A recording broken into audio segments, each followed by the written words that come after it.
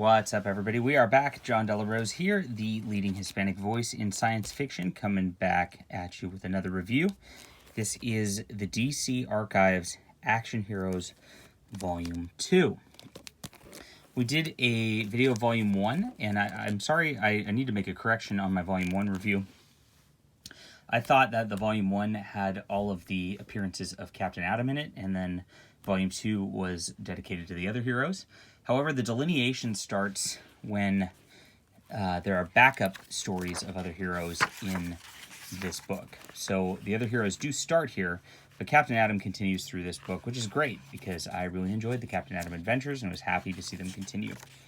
We get a nice introduction about Charlton Comics from Dick Giordano. Oh boy. A editor for the company at the time, who talked about how these action heroes came about and how the line came about before we get into the actual comics. And then we get into more Captain Atom adventures. Now, I really enjoyed the Captain Atom adventures Steve Ditko did before. I especially loved the shorts he did before he went to Marvel, and then once he kind of left Marvel, he returned to Captain Atom from Spider-Man and continued his adventures in his own renamed series, which is what continues here.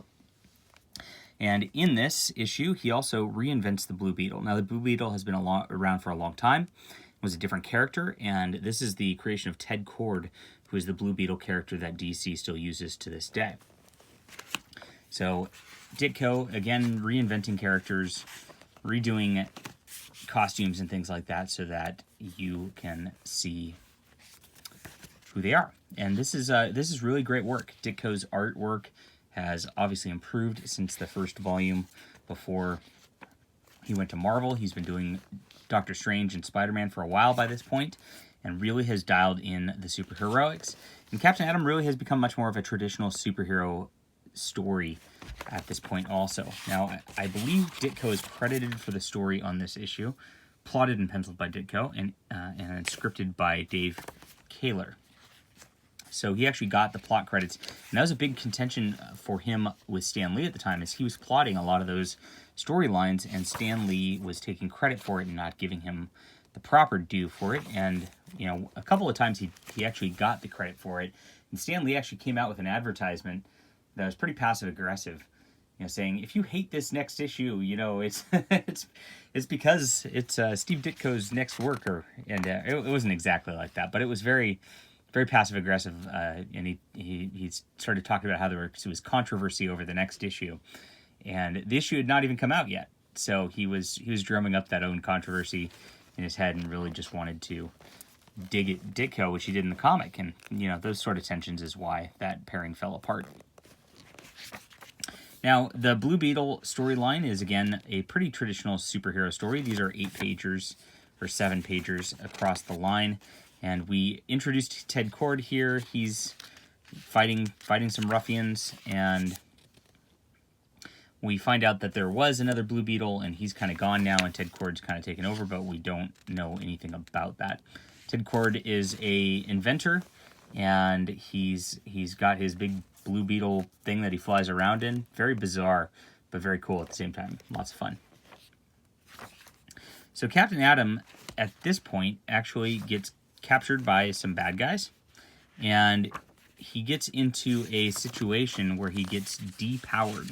Very standard comic storyline also at this point, and scientists shoot him with some stuff and then he comes back with a new costume.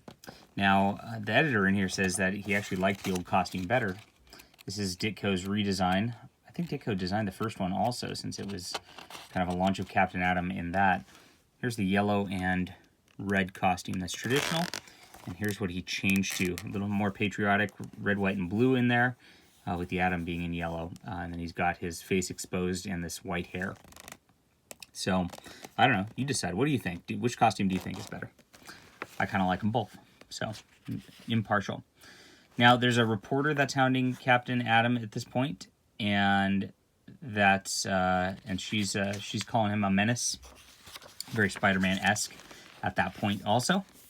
And Captain Atom, of course, goes and saves the day again. Now, I think the storylines when Nightshade showed up a little better. And I think that romance angle between the two characters and having the superheroes there, that's my style and what I'm into. So I wasn't as in love with the Captain Atom adventures at the beginning of this book as I was at the end of the last book. And then it kind of picks up again as we get back further into this book. Now, Ted Cord, Blue Beetle, gets suspected of actually killing the old Blue Beetle at this point. People are trying to break in and find out what's going on. His assistant, Tracy, knows he's keeping secrets from her, and she's trying to find out what's going on also. And so that's where we're at with the Blue Beetle here. An inspector shows up and basically blames Ted Cord for the murder of the original Blue Beetle, and then we're left with a cliffhanger. So in this one, Nightshade returns. Yay! I like Nightshade. And we get this Punch and Jewel characters, who looks like kind of like a Jester Joker type of character, and very, very, weird villains. She says she uses her skirt because it looks like diamonds. And they're kidnapping a guy who it turns out is the Ghost. And the Ghost is just waiting to get his revenge on Captain Atom. So little does he know that he's getting into this plot where he's fighting people and helping out his enemies, and it's getting precarious for him. But he takes care of those two, and that's that. The Blue Beetle then starts to go and investigate what's going on with the murder of his predecessor. And in this one, I guess he goes underwater. These develop very slowly, but it becomes like an interesting build over the course of things. We'll see it as we go here. And this is also building in the same serial style that Stan Lee's stuff started to build in, which didn't happen in the prior volume. They were pretty much one-off stories, and there was not much of a build. But you see that the style of Marvel and what was going on with Marvel has really rubbed off on Charlton, what they're trying to do with this Action Comics line, which is very interesting and very good. Love Ditko's design of this cover right here, with Captain Atom's in a precarious situation, and lots of vibrant colors and all that, very 60s. All right, the Ghost returns, and he can disappear and turn around and teleport, and there's not much they can do about it. So, and this is where it takes a turn for the absolute bizarre. So Nightshade, of course, is helping out here, and the Ghost, it turns out there's these like Amazon-y type yellow ladies who want him as their god and believe that he's their god returned to them, and so they kidnap him, and that's the end of that. Very, very, very odd as this comes into the course of this, and that's how it ends. Like, there's no Captain Atom doesn't save the day. It just like he gets kidnapped, and they're like, I guess that's that. Very odd story, but very fun too. Like I said, it starts to pick up once these serials start going. And then, of course, the Blue Beetle's really taking the heat now over this death. And people are this is where it starts to get interesting, I believe. Is this where we start going? No, not quite. There's a new invention, and somebody steals it in this one. That's right. And Blue Beetle takes care of that. So now the Blue Beetle, after a few of his backups, gets his own issue. And so now we get full-on issues of deciding what's going on here. And we see the Blue Beetle in fight. There's the detective again. We get this strange group. And the Blue Beetle stops them. Now, we get introduced to the question. And so as these progress, we're going to start to see a change in the way that Steve Ditko does things. And he's going to start interjecting his philosophy into these stories. And while the question has a little bit of it in this issue, it's toned down. And we'll get about 2-3 more issues into this. And he really starts to push his sort of objectivist viewpoint when in these comics here. And it changes the tone. And it changes the tone of Blue Beetle also, all the way around. So you'll see this happen as it goes through the book here. And I actually think it gets a little better when that happens, because I think the stories are more impactful. You could tell Ditko has a little more passion for them at that point. Like Captain Atom is as fun as it is. You can tell there's not a ton of passion in what's going on, but when he gets into this, you can tell he just is dialed. So the question, very much, if you notice, he looks a lot like Mr. A, if you've read Mr. A, and he has he's a news reporter who's speaking truth, even though people don't like it and call him a brute over it, just like Mr. A. And he's just like a toned down version of Mr. A. So Mr. A, I believe, comes from, whoa, sorry about that, guys. Comes from this at some point. And this is like your proto Mr. A stuff. So if you really want to see Ditko's career evolution, this is really where it starts and changes and becomes interesting, and he gets into his philosophical work from this point forward, which is just an interesting milestone and very historical, interesting read also. Captain Atom, like I said, we go back to fun, and we have a guy in a suit that's half fire, half ice. So, just silly concept and looks pretty ridiculous. But this is cool 60s fare. A lot of fun, easy to read, easy flow. Captain Atom saves the day, and no backup in that one. So the backups in Captain Atom kind of stop. I don't know if they reprinted them in the actual issues or whatnot, but there's not, or different old ones. But there's no new backups, at least in the volume here. And then the question's a backup of the Blue Beetle from this point forward, which is interesting. So now, in issue number 2, we get the origin of the Blue Beetle and the fate of the old Blue Beetle. So we've been waiting for this for a while. He really didn't describe it at all, and then has kind of hinted here and there about that we're going to get into this. And Ted Kord talks about how there was this robot on this island, and he and the old Blue Beetle were there. And he presumably died, and then was like, please take over the mantle. And so he did, and then took his info there and did that. And here's a beautiful full-page pinup showing the Blue Beetle element. So they decide to go back to him and Tracy, that is, his assistant, go back to that island to check things out and try to find out. And there's still robots there, and they're still menacing people. So he throws them over into a pit and calls it a day. But at least now she understands that he's not hiding things for nefarious purposes. He's just hiding things because he's the Blue Beetle. We get into the question again, and this one has a guy, he calls himself the Banshee, much like the X-Men the Banshee, but, a pure villain. And he's just got a flying cape, which he steals from a scientist and kills him. And this is where the sort of rants about, the type of person who is a looter shows up, or the type of person who's a producer, and the looters steal from the producers and don't care, and it's very black and white, and there's a lot more dialogue than before. Ditko really, I guess somebody else actually did the script, but I don't know. I mean, you could tell just from the way that Ditko writes his comics and his indie comics that he had a lot more influence on this than otherwise. Maybe somebody scripted it, but they scripted it with his direction for sure. Love the art in here. I actually love this character design of the Banshee. It looks pretty cool. So, and of course, the question handles that. Okay, so back to Captain Atom. So it's interesting. We're getting into Blue Beetle, a very serious story about his origin, then a very serious objectivist story, and then we get into these bug creatures in outer space that Captain Atom has to go deal with a signal. And it turns out that these bug creatures have ravaged this planet, and he handles it. And this story is much like the old Captain Atom in the first volume, where he really handled a lot of space conflicts and things like that, which really kind of stopped as this new, more standard superhero version came about later on. So, nice return kind of to his roots here of space adventures, which is where the character started. Really enjoyable. And then there's this weird preview panel about this 13, all these unlucky symbols. What's going on here? So, we will find out next issue.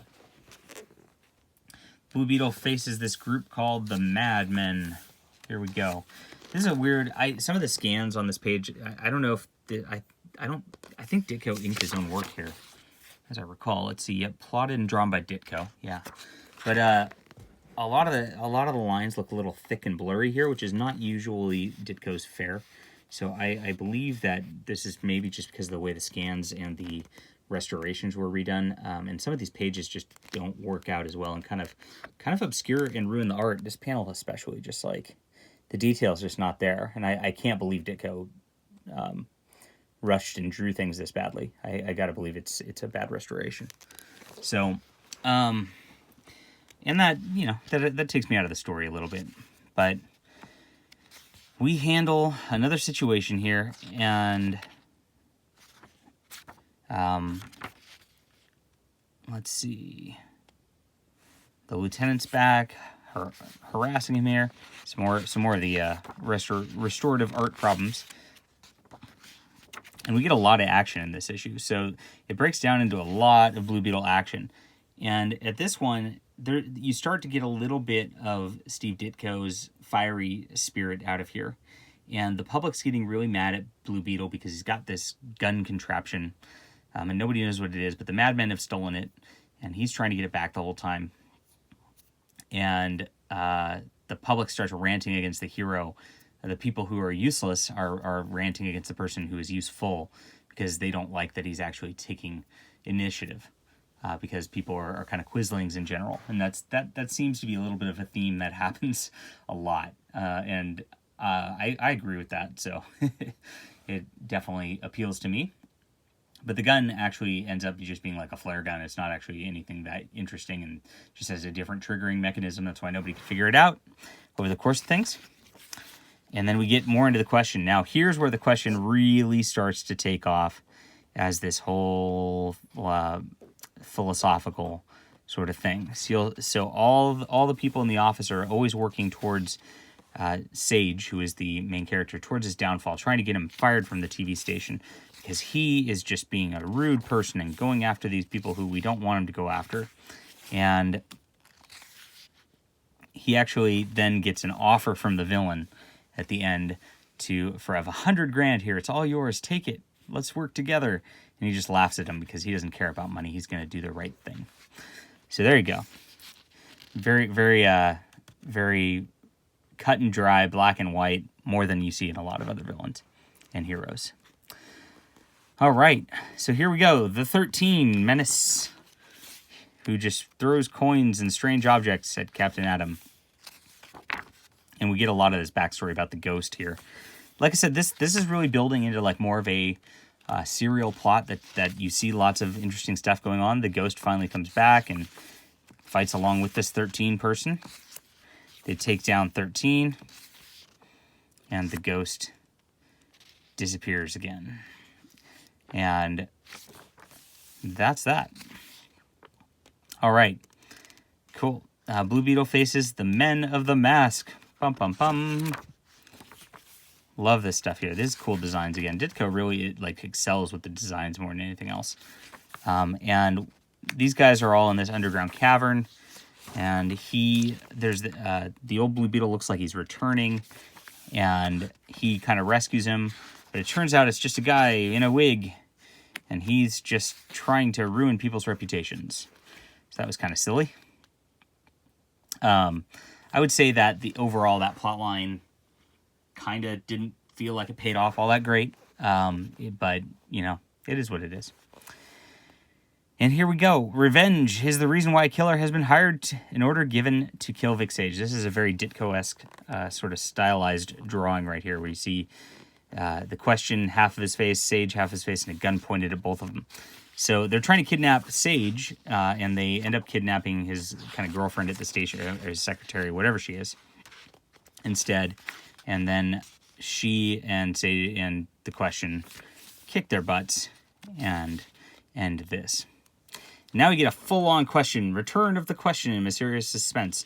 And what happened over this point is Charlton's going out of business, as I recall.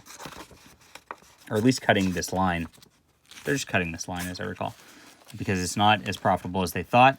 So you see, you get bi-monthly comics by Ditko all the way through this.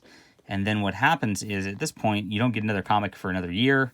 And then we get a Blue Beetle number 5 that year later. And then after this, there's a couple more issues that just were unreleased. And then they get put out in the 70s in another form. So this one really goes into heavy Steve Ditko philosophy. This is the most philosophical out of all of them yet. All these guys are just representations, and there's, as you see, the dialogue gets a lot heavier than the other comics, so this is a much slower read than the other ones, but at the same time, it's interesting because he's trying to make a point to you about the type of people that these are, and the people at the station are trying to cover for the criminals, hurt Sage. They're trying to get him fired, and there's an ultimatum now that, you know, he's actually going to get fired if he doesn't produce evidence in a certain amount of time. And again, we have kind of a bad scan on this page again, where just like the lines aren't as crisp as the other pages. It sure makes me sad to see that sometimes. Most of them are okay, though. There's only like 2 or 3 of those. And, of course, the question eventually gets the evidence and solves everything. Now, this one is Blue Beetle number 5. Is this the last one during this time period? Or was this one pretty... This one was the one that came out a year later, even though it was during this time period. And he faces a robot sort of situation. And this one gets into his philosophy as well, and we have all these protesters who are saying that Blue Beetle's bad, and, you know, free our man, etc., and they just act like idiots. The mob and the crowd act like idiots, and they don't understand what's going on, and they don't even have the capacity or interest to understand what's going on, and the hero does what's right regardless and does not care about that.